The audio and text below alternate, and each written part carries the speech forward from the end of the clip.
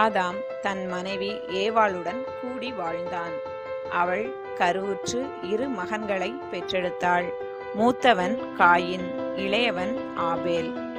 ஆபேல் ஆடு மேய்ப்பவன் ஆனான். காயின் நிலத்தை பண்படுத்துபவன் ஆனான்.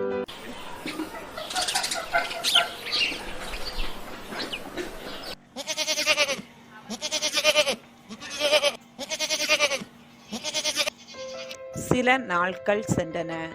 காயின் நிலத்தின் பலனிலிருந்து ஆண்டவருக்கு காணிக்கை கொண்டு வந்தான். ஆபேலும் தன் மந்தையிலிருந்து கொழுத்த தலையீறுகளை கொண்டு வந்தான்.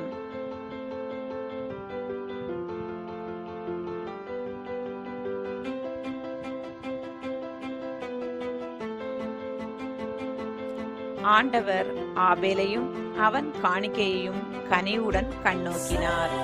ஆனால் காயினையும் அவன் காணிக்கையையும் அவர் கனிவுடன் கண்ணோக்கவில்லை. காயின் வருத்தமும் கோபமும் கொண்டான். அதனால் ஆபேல் மீது பொறாமை கொண்டான். ஒரு நாள் காயின் ஆபேலிடம், நாம் வயல்வெளிக்கு போவோம் என்று சொன்னான். அவர்கள் கொஞ்ச தூரம் நடந்து போன பிறகு காயின் தன் தம்பி ஆபேல் மீது பாய்ந்து அவனை கொன்றுவிட்டான்.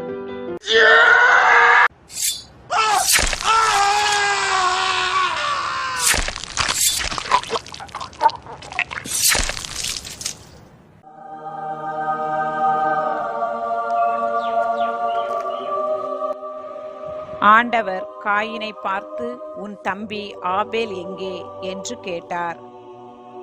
காயின், எனக்கு தெரியாது, நான் என்ன என் சகோதரனுக்கு காவலாளியோ என்றான்.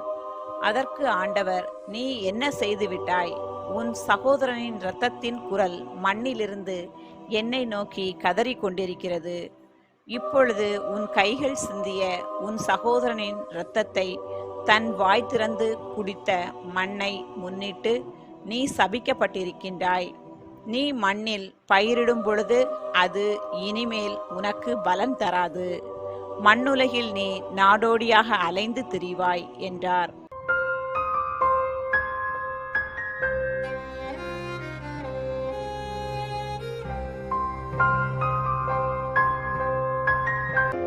பின்னர் காயின் ஆண்டவர் திருமுன்னை விட்டு சென்று ஏதேனுக்கு கிழக்கே இருந்த நோது நாட்டில் குடியேறினான்.